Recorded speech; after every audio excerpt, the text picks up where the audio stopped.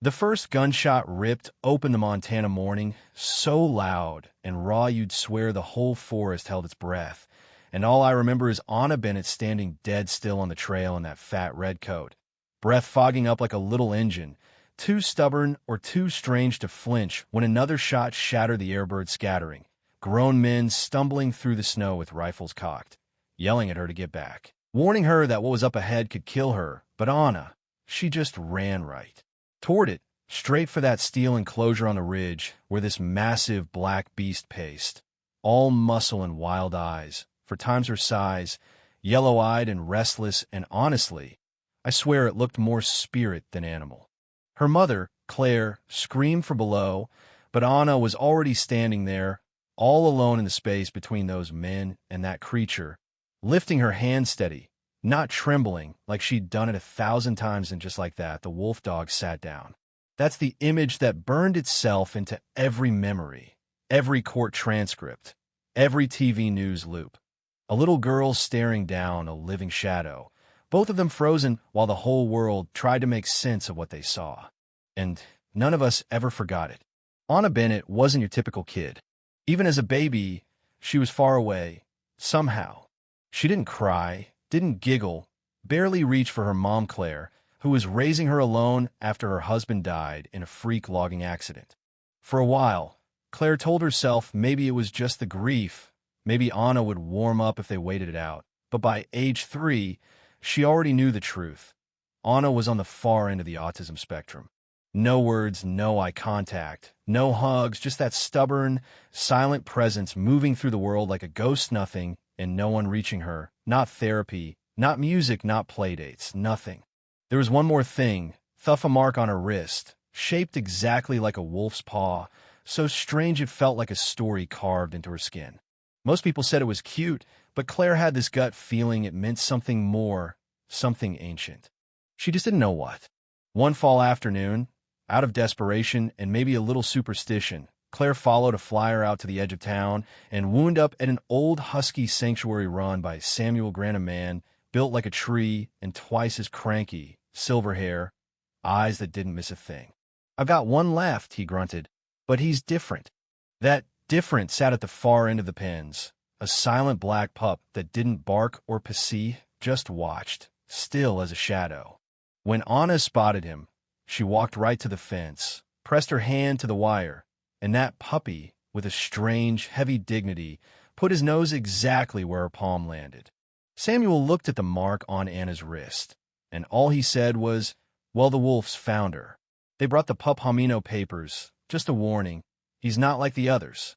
Claire didn't know what he meant, but that night, Anna curled up next to the crate, pressed her hand to the bars, and the pup pressed his nose to her skin, just sitting there together in perfect silence, like they were made for it. She named him Midnight, and from that first night, everything started to change. Within days, Anna was whispering to him at first, just sounds, then words, and soon, honest-to-God sentences, but only to Midnight, like she was tuning into a private frequency only he could hear. First time Claire heard her daughter actually laugh, she cried harder than she had in years. Anna started drawing too, always the same, a black wolf, a little girl, stars above them. But Midnight didn't stay small. For months in, he was already 60 pounds. By 6 months, he stood taller than Anna, his eyes gold and sharp as sunrise. He moved like he was thinking 3 steps ahead, never barked or growled, just watched, measured, patient. When a neighbor's dog came too close, Midnight didn't so much as twitch until Anna laid her hand on him. And then, like he was waiting for her permission, he'd relax and sit down. Claire's friend Marcus, a vet who'd seen it all, looked at Midnight once and said, "I don't think that's a dog." It was a joke, but not really. Rumors spread, as they do in small-town stories about the Bennett girl raising a wolf in her house. Fear makes people stupid. One morning, 3 local hunters showed up, rifles in hand, eyes tight with worry. They weren't poachers, just neighbors, scared of what they didn't understand. Claire realized she had to act before someone got hurt. She called in a favor and, 2 weeks later, stood in a university lab while Dr. Elena Vasquez took blood, measured, prodded, and finally called with results that made everything both better and worse. He's 87% wolf, 9% husky, and the rest is, well, something else. Something undocumented. Legally, that meant Midnight couldn't stye a high-content Wolfdog wasn't allowed in town. That night, after Anna fell asleep clutching a drawing of Midnight, Claire sat on the porch and let the wind tell its old secrets through the pines. On a hunch, she sought out Elder Jonah White Feather, an indigenous storyteller who'd seen more than most. When he saw Anna's wrist, he called it the wolf's embrace, said it was ancestral calling. He told Claire that creature didn't find her by accident. Sounded like magic, but sometimes the old stories line up closer to the truth than science does. But magic has a price. Midnight, once unstoppable, grew weak and thin, coat shedding, appetite fading. Anna faded too, stopped talking, stopped laughing, drawings growing dark, her body marked with bruises and fatigue no one could explain. Doctor visits turned into hospital stays, and 3 days later, Claire got hit with words that changed her forever. Your daughter has acute myeloid leukemia. It's rare. It's aggressive. At the same time, the wolf sanctuary where Midnight had been relocated called with their own bad news. He had cancer too, spreading fast. It felt like a cursed who lives linked not just by love, but by some mysterious sickness that mirrored itself across species. Desperate, Claire brought Anna to see Midnight, and there, with the help of the sanctuary's lead biologist, Dr. Logan Pierce, and Elder Jonah, they discovered something wild, some rare gene, a bridge that tied Anna and Midnight together not just emotionally, but biologically.